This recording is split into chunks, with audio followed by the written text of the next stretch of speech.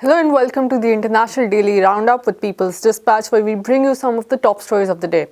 For our first international story today, we go to UK, where members of the University and Colleges Union, or the UCU, walked out of their workplaces as part of a strike against contracts and gender inequality.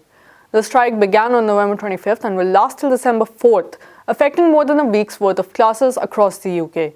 The union members have stated that university staff and lecturers have been pushed to a breaking point and that a strike was necessary. The union has also accused several university administrations of using what they called strong arm tactics, which included asking students to snitch on their teachers who would join the strike and also threatening wage reduction. Nevertheless, more than 40,000 teachers, librarians, and other full-time university staff have participated in the general strike, and thousands more are expected to join as more university staff unions have applied to participate in the strike. Over 60 major universities are facing pickets by UCU members. Some of the key issues are severe wage cuts, increasing workload, and changes to pensions for staff. The UCU has also raised the issue of a gender gap in wages, which is as high as 15%, and unequal pay for Black, Asian, and minority ethnic teachers and staff. In Colombia, yesterday on November 25th, tens of thousands of Colombians took to the streets for the fifth consecutive day. They were protesting the right-wing government of President Ivan Duque and his policies of neoliberalism, war, and violence.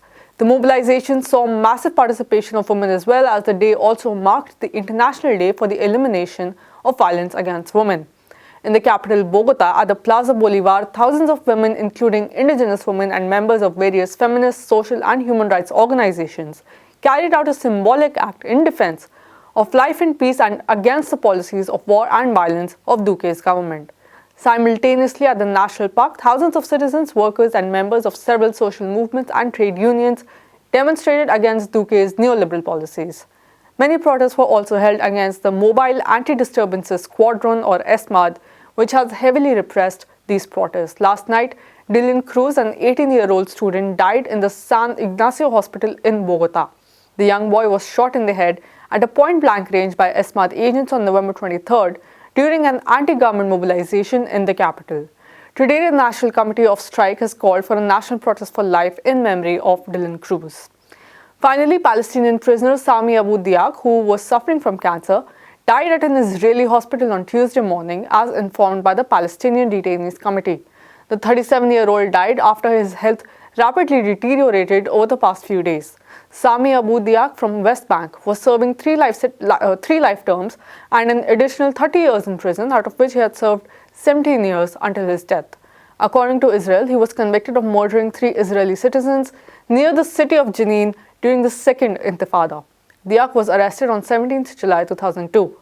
The Detainees Committee said that its lawyers had filed several appeals in Israeli courts requesting them to release Abu Diak for him to receive specialized medical treatment in Palestine or abroad.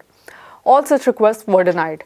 Appeals to release him ahead of his death were also refused. Since 1967, 222 Palestinian prisoners have died due to medical negligence by the Israeli authorities, and more than one-third of them have died in Israeli custody in the various prisons and detention centers across Israel. And this is all we have in today's episode of the International Daily Roundup. For more such stories and videos, visit our website peoplesdispatch.org, subscribe to our YouTube channel, and follow us on Facebook, Twitter, and Instagram. Thank you for watching.